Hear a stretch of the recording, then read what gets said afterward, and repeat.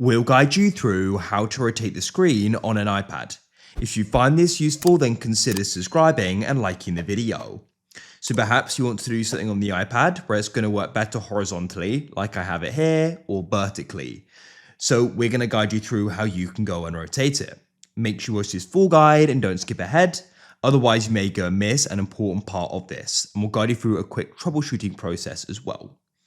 So to go and rotate, what you should be able to do is literally just go and rotate it, and then sort of you can hold it up a little bit like this just to make sure it detects it's been rotated, and it should rotate. However, you can see it's not. It's currently stuck in the horizontal or landscape mode.